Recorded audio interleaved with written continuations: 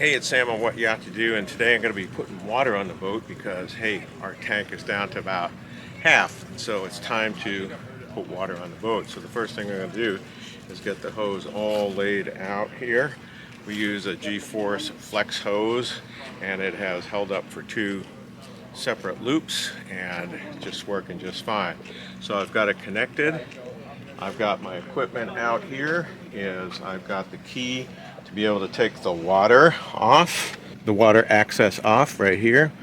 That's that key, and it has a little floaty on it. I got a little bongo tie. I'm going to show you how I'm going to use that.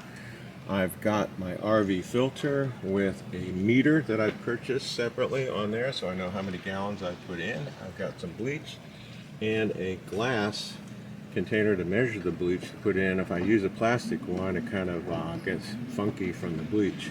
Also, I want you to say, hey, I'm putting water in, boat. It says water, not over here on this one is diesel. It says diesel. That would be bad if we put it in there. So we're going to make sure we get it in the right hole. So first thing I'm going to do is check with the marina staff and say, hey, is the water potable? And say, have you had any problems with it? They said no, they didn't.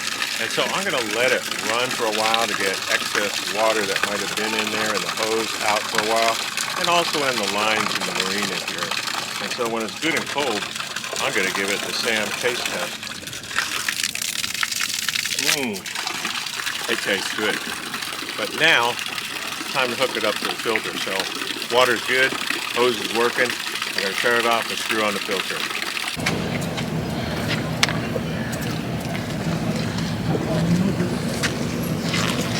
Oh, yeah, I just saw it. Yeah, we saw it off on there. This one doesn't have a chain on it, so I'm going to make sure I do not lose this top. I'm going to stick it over there. I'll put the key over there. And next is, I have screwed on the water, and it looks good. I'm going to do one more thing here. It's kind of my routine. Is I'm going to put it up here, get it to where it will go into the tank. And I'm going to take my little bungee cord here and put it around. This way I can keep an eye on the gallons that are going into the Here's To Us. Right now, I'm going to take this out, and then I'm going to go turn on the water again. So the water is flowing. What I'm going to do is I'm going to reset this. It says 0.7 gallons. I'm going to have to be that accurate, but I'm going to reset it to where it's 0. Stick it in the hole. Now, I'm going to go inside, look at the water gauge, and see how many gallons I probably need. I think I need about 100 gallons. The Here's To Us carries 350 gallons. It's down to about 60 gallons, so I'm going to put on 100 because I don't want to carry 350 gallons of water on the Here's To Us. With full fuel tanks, and well, that's 688 gallons and 350 gallons of water, I'm carrying roughly, over 1,000 gallons of liquid, and that gets to be heavy.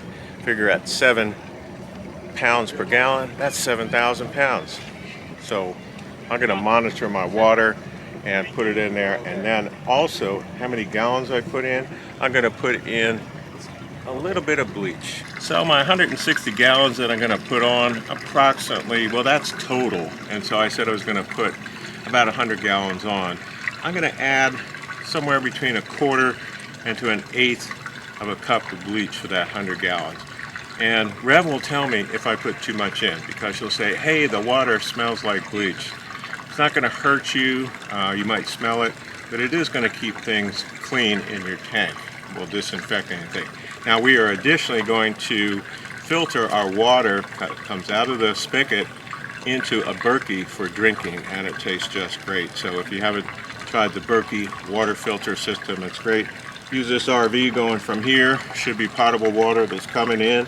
We're filtering it out with a regular RV filter.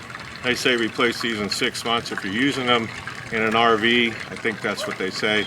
But if you're using it all the time, 6 months, hey, if you're using it on a boat and you're just filling up every once in a while, you know, you could probably get a year out of it. I replace them every 6 months just to be on the safe side because they're cheap to do.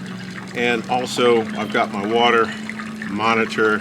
We have that on our resources page. I think it's a couple bucks, but it'll tell you how many gallons you're putting on your boat if your gauge is inaccurate and you want to kind of track your water supply going into the boat. That's how you do it. It's pretty simple. And once I'm done, hey, the hose is out. I'm going to wash the boat.